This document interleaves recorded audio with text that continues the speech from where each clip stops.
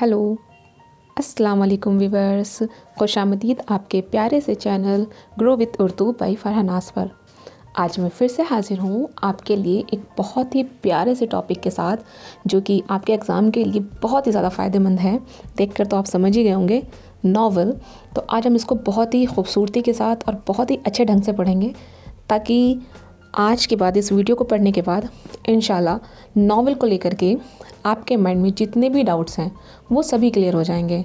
और इस वीडियो को देखते ही देखते इंशाल्लाह आप एक दो बार इसको जब देखेंगे, बार बार इसको देखेंगे ना, तो ये आपको याद भी हो जाएगा। ठीक है, तो आइए जल्दी से ज़्यादा वक्त ज़ाया ना करते हुए वीडियो स्टार्ट करते हैं। तो चलिए शुरू करते हैं। नावल। अंग्रेज़ी लफ्ज़ नावल के मायने नए के हैं और अंग्रेज़ी में किस्सा निगारी को ये नाम इसलिए दिया गया, इसका अंदाज़ पुरानी दास्तान किस्सा निगारी के मुकाबले में नया था। नावल नसरी सिनफ को कहा जाता है जिसमें ऐसा किस्सा बयान किया गया हो जो ज़िंदगी की तर्जुमानी तसलसल के साथ करता हो। मतलब इस लाइन में ये कहा गया है बच्चों कि जो नावल जो है ये अंग्रेज़ी भाषा का लफ्ज़ है ना, जो हमारी ज़बान है अंग्रेज़ी, उसका लफ्ज़ है नावल।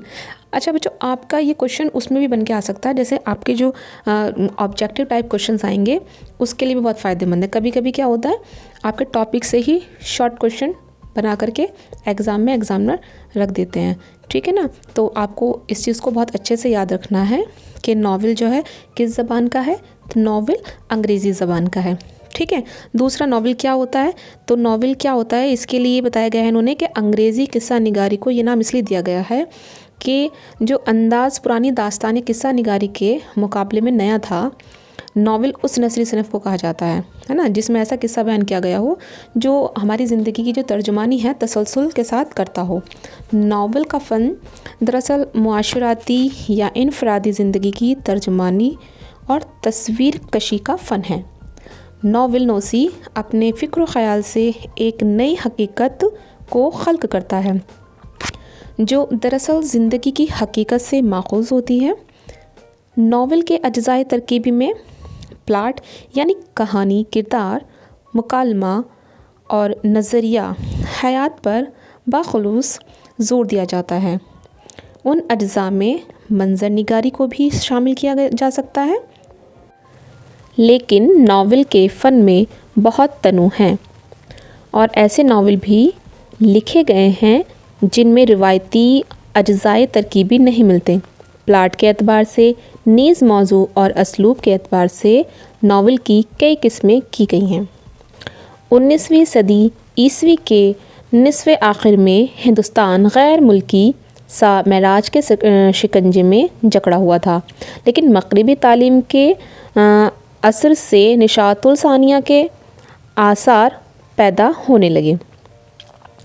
इस ज़माने में नज़ीर अहमद और उनके मुआसिरीन के हाथों नावल का आगाज़ हुआ। अब बच्चों, एक क्वेश्चन यहाँ से आपका बन सकता है 1 नंबर का ऑब्जेक्टिव में कि नावल का आगाज़ किसने किया, तो इसका आंसर हो जाएगा नज़ीर अहमद, है ना। कभी कभी लिखा सकता है डिप्टी नज़ीर अहमद, तो ये वही हैं, क्योंकि नज़ीर अहमद जो हैं वो डिप्टी भी रह चुके हैं। अच्छा, मैं साथ ही आपको एक चीज़ बताना चाहूँगी यहाँ पे कि जो डिप्टी नज़ीर अहमद हैं, ये आपको मालूम है कहाँ के रहने वाले हैं? ये हमारे डिस्ट्रिक्ट बिजनौर रेहड़ के ही रहने वाले हैं।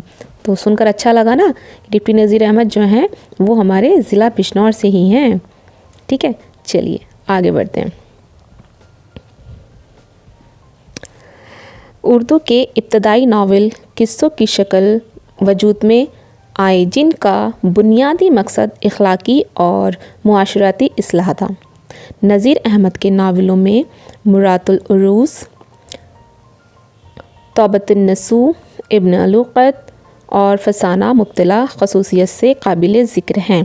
अब ये थोड़ा सा रुक के इसको समझेंगे कि डिप्टी नज़ीर अहमद के जो नावल हैं वो कौन कौन से हैं। मुरातुल उरूस, तौबतुन नसूह, इब्न अलूक़त, फसाना मुब्तला। ठीक है, उनकी इन तसानीफ़ में उस ज़माने के मुआशरत के ज़िंदा मरक़े हैं। नज़ीर अहमद कामयाब किस्सा गो हैं और उनके मकालमे निगारी इम्तियाजी शान रखती हैं। रतन नाथ सरशार ने यूँ तो कई नावल लिखे जो शोहरत फसाना आज़ाद को हासिल हुई उनके किसी दूसरे नावल के हिस्से में ना आई।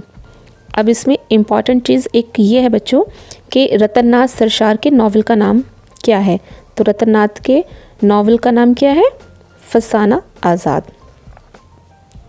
फसाना आज़ाद में उस ज़माने के लखनऊ के ज़वाल आमदा माशरत को पेश किया गया है जिसकी आखिरी चमक में बड़ी कशिश थी। सरशार को मुख्तलिफ तबकों की ज़बान और रोज़मर्रा पर ज़बरदस्त कुदरत हासिल थी। उनके अंदाज़े बयान में ज़राफ़त का अनसर भी नुमाया है। कुछ तो तवालियत और कुछ फ़नी खसूसियात की वजह से फसाना आज़ाद को दास्तान और नावल के बीच की कड़ी कहा जाता है। सरशार के हम असरों में सज्जाद हुसैन, सरफराज हुसैन, अब्दुल हलीम शरर खसूसियत से काबिल ज़िक्र हैं। सरशार के तारीख़ी नावल बहुत मशहूर और मकबूल हैं। मोहम्मद हादी रुस्वा के नावलों में फ़न का गहरा एहसास है और उनके नावल उमराव जान अदा का शुमार उर्दू के बेहतरीन नावलों में होता है। जी, जो कि आपके निसाब में भी है ना, जो 10th क्लास का नावल में आपका जो है टॉपिक भी है ना, उमराव जान अदा। हम आगे पढ़ेंगे इसके बारे में, ठीक है। और उससे क्लासिक का दर्जा हासिल है। इसमें एक मासूम लड़की की ज़िंदगी को जो हालात के ज़वाल में आकर तवायफ बन जाती है, लखनवी माशरत की जीती जागती तस्वीर के साथ इस तरह पेश किया गया है कि फ़न का एक लाजवाल कारनामा सामने आ गया है। रुस्वा के बाद प्रेमचंद उर्दू के सबसे बड़े नावल निगार हैं। जी, अगर बात की जाए नावल निगारों में तो जो हैं उर्दू के जो नावल निगार हैं, किन के बाद कहा गया है? रुस्वा के बाद, है ना। इस पहले किन को माना गया है? हादी रुस्वा को, और उसके बाद इन्होंने किसको कहा है? प्रेमचंद के लिए।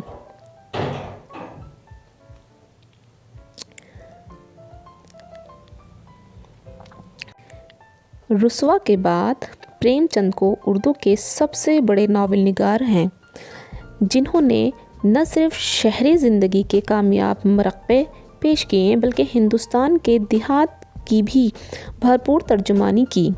प्रेमचंद के मुतादिद नावलों में गोदान शाहकार का दर्जा रखता है और उर्दू का बेहतरीन नावल कहलाए जाने का मुस्तहिक है। अब प्रेमचंद जी का बहुत ही मशहूर नावल है गोदान, जिसको शाहकार का दर्जा हासिल है। हम उसके बारे में पढ़ेंगे, ये भी आपके निसाब में शामिल है। चलिए आगे पढ़ लेते हैं हम।